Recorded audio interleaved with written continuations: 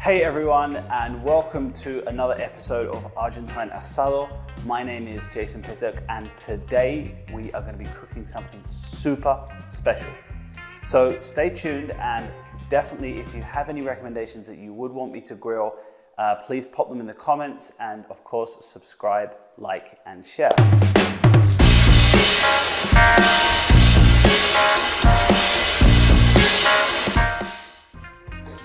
Okay, so what are we going to be cooking today? Today we're going to be cooking a very famous Argentinian cut which is called Matambre. And Matambre in English is best known as flank steak.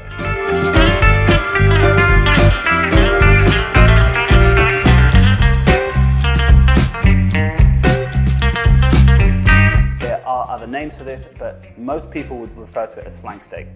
Now, the Matambre in Argentina is a very interesting cut. The reason being is the story of Matambre goes way back to the early 1800s.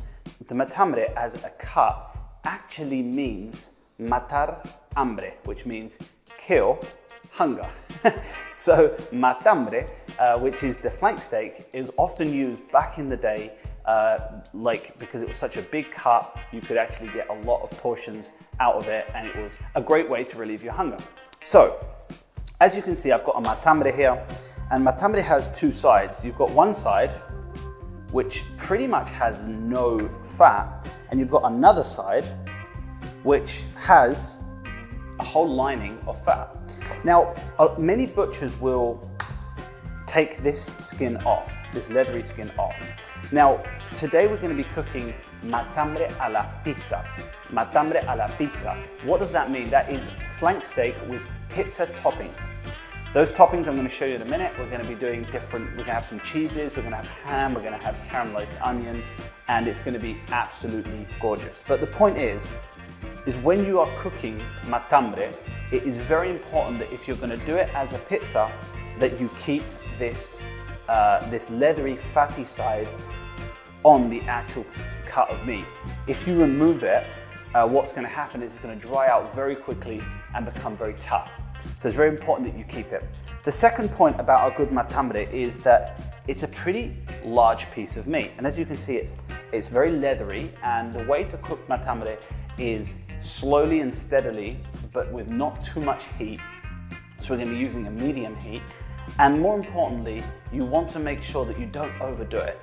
Because often people, can have these on the barbecue for an hour and a half, and it gets overdone, and it's very, very tough. So the way we're going to be doing it today is called the book method. So what is the book method? Let me show you. So here we have the Matambre, and what we're going to be doing is the first thing we're going to do is we're going to put it like a book.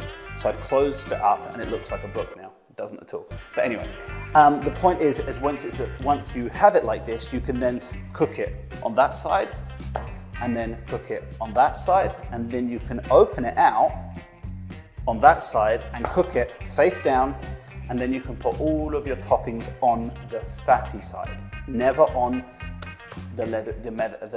never on the meat side, always on the fatty side.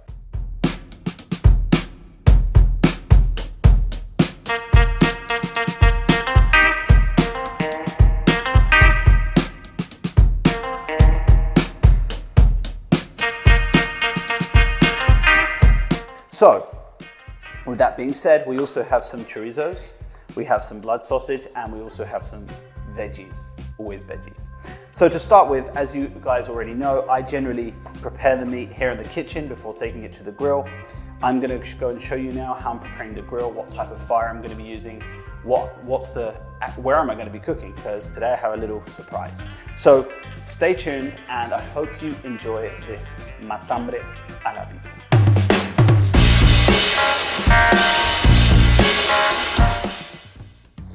Okay guys, so as I just showed you before, this is the fatty side, and the other side is the meat side. Now we're going to be using the book method, which is, as I said before, is obviously two sides folded over, and then we open it up and we cook it the other side down. Now, as always, I salt the meat in the kitchen before going to the fire. You see I've got a coarse grain, and it is a mix. It has a few different spices with it, but basically it's just a coarse marine salt. So I get a good amount of salt and I start to salt it, and I'm going to salt it the fatty side down first.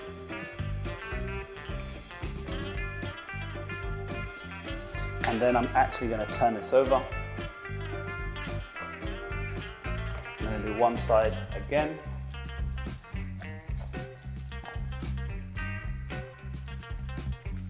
Okay, and then I'm going to turn it back over again. And as you can see, this is such a big cut. It's actually quite a nuisance to get on a board. So this is why it is so important that you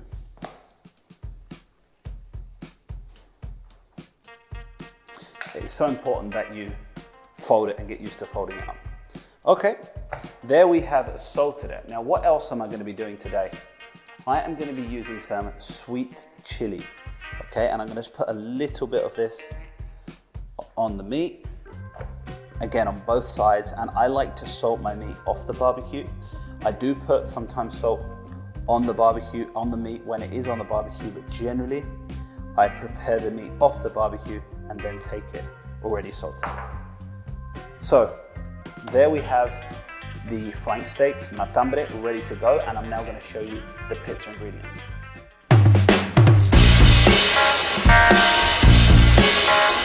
Okay, so you might be asking yourself, what ingredients are you going to put on your flank steak pizza?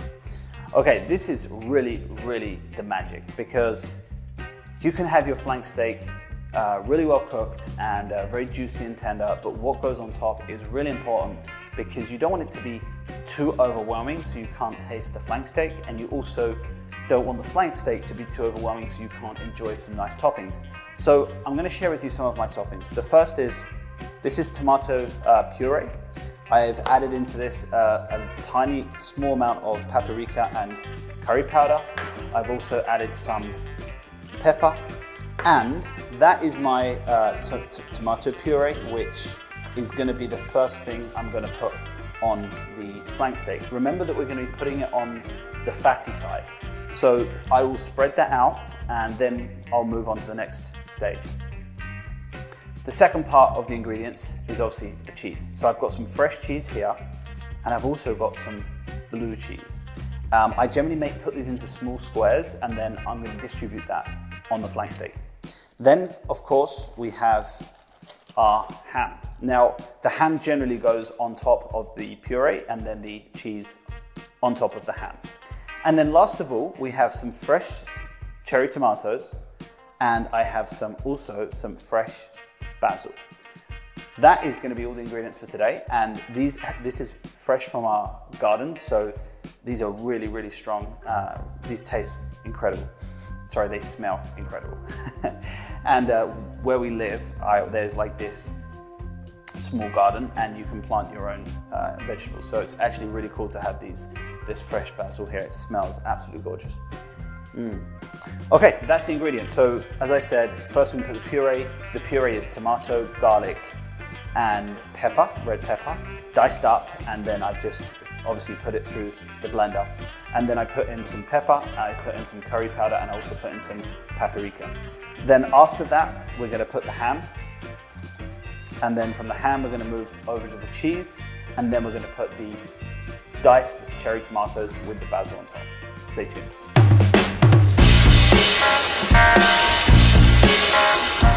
Okay guys, so today we have a special surprise. I'm going to be cooking on this abandoned,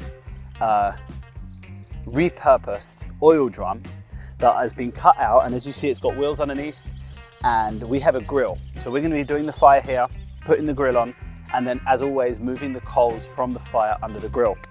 As you guys know, every good fire, every good barbecue starts with a good fire. So I use kindling to start the fire, and as you can see we have a kindling robber. So I use basically pallet wood, and for the pallet wood I use old egg cartons just to start the fire. I don't use any processed fire lighters or anything to get started. I don't like that. I just use this egg carton, and I use these pieces of kindling, which is basically just chopped up pallet wood. So that is how I'm going to start my fire. I'm going to show you guys now once the fire gets started. And as you can see, this is a beautiful setup here. We have some little bit of shade here from the trees. We have the sun that's going down over there, and it's beautiful temperature. So stay tuned and enjoy.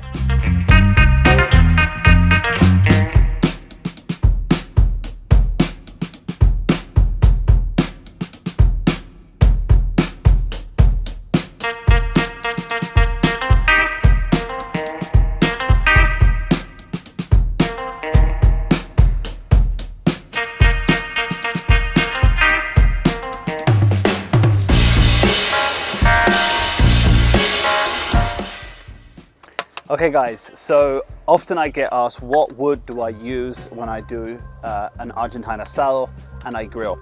So there is a article on my blog about this, but the wood that I use is called pikachín, which is like a very hard fruit wood.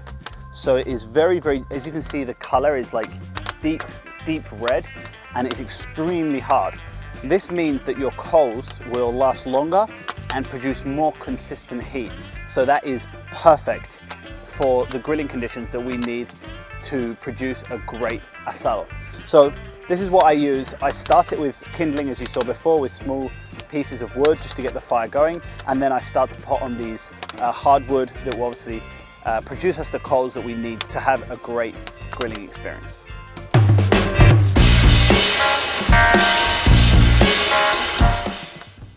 And as you guys can see, as always, I have my trustworthy tools here. I have a small spade, I have a grabber, and then I have like a long fork for moving the meat around the grill. Fire's coming along nicely, and we will soon be putting the flank steak on the grill and get it ready for putting the toppings on.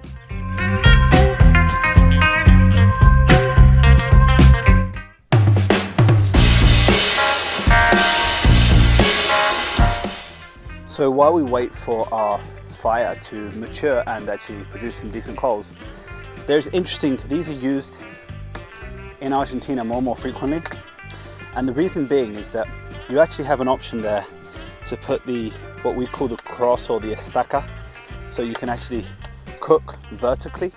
But one of the reasons is this is all, I don't know, 4 or 5 millimeter thick steel, and it all heats up. So that effect has a really good like convection heat on what you're cooking. So yeah, I think it's an interesting way. It's very different to my traditional parrilla, as you guys have seen when I cook on the grill, on the flat grill. This is obviously outside, so you've got more wind, you've got a few other factors to bear in mind. But when you have this on this circle, it really does help, kind of the whole thing heats up and helps cook as well.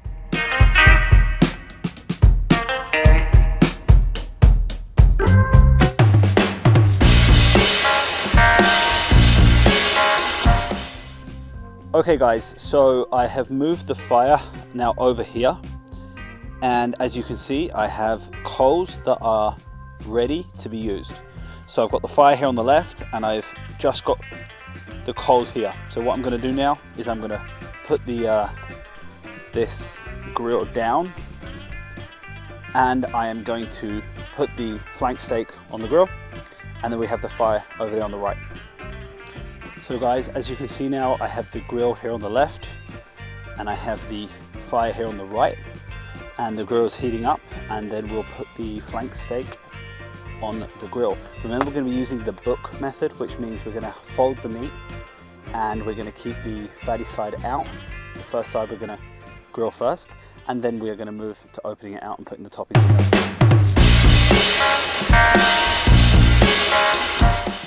Okay guys, so we have the flank steak, and we are now going to grill this. As I said, we're going to use a book method. So I'm going to come over here, and I'm going to show you how it's done. Okay, so what I'm going to be doing is I'm going to be using, I've got the fatty side is going to be the first side we're going to grill. I'm going to use this as a book. So I've got it closed out like that, and then I'm going to turn it around and do it this side, and then I'm going to open it out and do it the other side with the toppings on top.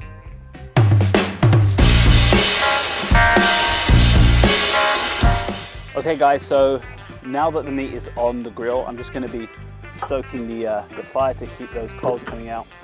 It's very important that you keep your fire going through the whole cooking process. We're going to keep it 20 minutes on each side before we open it out. So I'm going to do 20 minutes, 25 minutes max on one side. I'm going to turn it around and do 25 minutes on this side.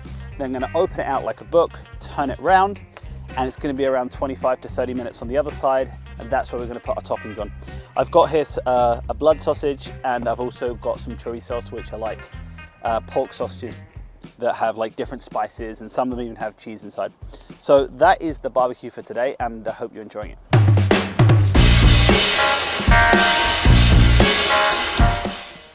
Okay, a few people asked me, why do I use this book method? Well, the reality is, this is a very thin piece of meat.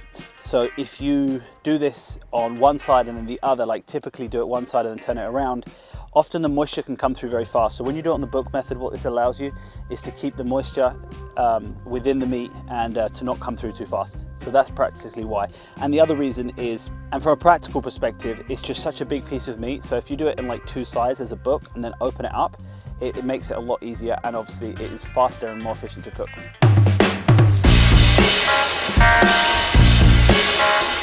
Okay guys, so 25 minutes in, and I'm gonna turn the book around. So we're not gonna undo the actual current, there you go. So we're going to actually turn this around. So as you can see, this is kind of a golden color. The fat is starting to cook. We're gonna leave it now another 20-25 minutes on that side, and then we're gonna open it out and we're gonna put the toppings on the fat side. Okay guys, so we've turned it around now, and as you can see, the flank steak, we've put it as a book, so we've got two sides, and soon, in around 25 minutes, we're going to open it up and we're going to put the toppings on the fat side.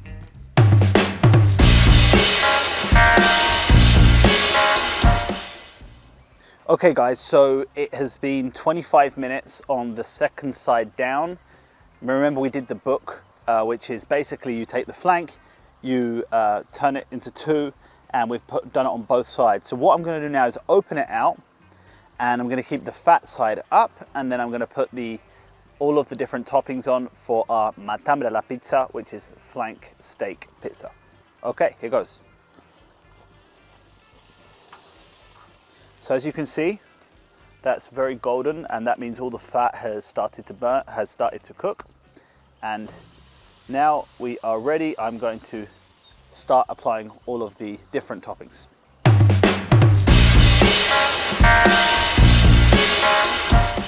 Okay, so the first topping we have is our tomato puree. I've put in red pepper and a few different spices and garlic, and I've blended it. So let's go. So you need to get this on in pretty good amount of. Okay, spread it all around. I'll show you guys in a minute what this looks like. What's good about this is it actually also provides like a bit of humidity for the meat. So actually a great way to keep your flank steak moist. Okay, there we're done.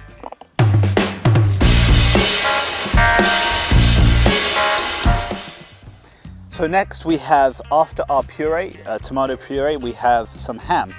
So here goes the ham. And this is just some very, very basic ham. I haven't been very specific about what I'm using today. Just lay this on the puree and make sure you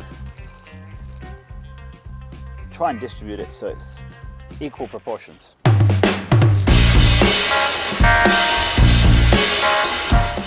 Okay, now the ham is on the puree, we're going to go with the blue cheese, and I've also got some fresh cheese.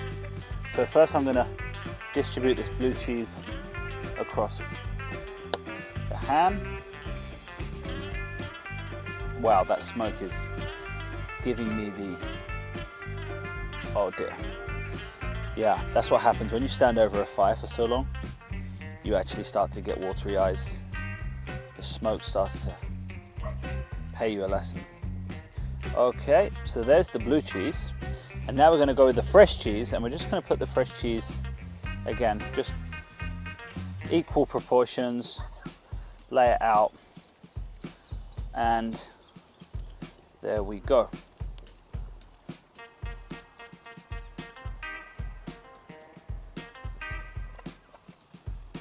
And there we're gone, and there we're done with the cheese.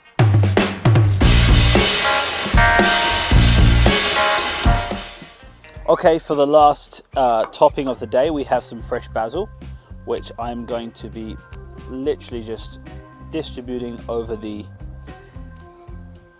cheese that we just put down.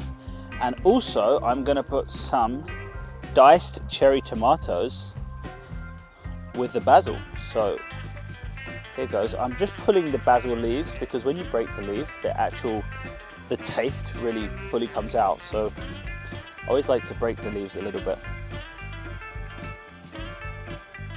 And again, the smoke is giving me the business. Now I've got fresh diced cherry tomatoes, and I'm going to put them top down so they don't roll around. And there we go. There's quite a few of them, so stay with me.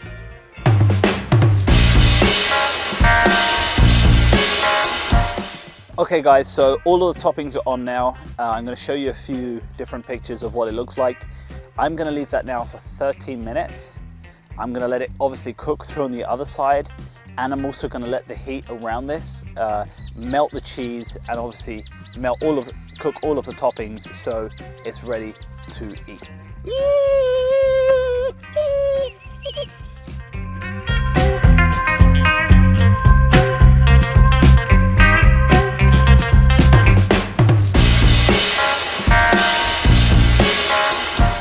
Okay guys, so that is the end of our grilling session. As you can see, the flank steak Matambre a la pizza, flank steak pizza, is ready to eat, so we're super excited. It's grilled nicely, the cheese has started to melt, and so it's ready. We did 35 minutes to be very precise on the meat side. So we had 30 at the beginning, 30 in the second side, and then we did another 30 minutes. So all up, it's been about an hour and 30. You can do it in around an hour and 15 or an hour, but I took an hour and 30 today because it was a bit breezy and there was a bit of wind outside, and obviously the heat wasn't as direct as I would like it to be. So yeah, that's a wrap. I hope you found this exciting and inspirational for your cooking and grilling. So I'm going to chop this up now and show you guys what it looks like. Thanks.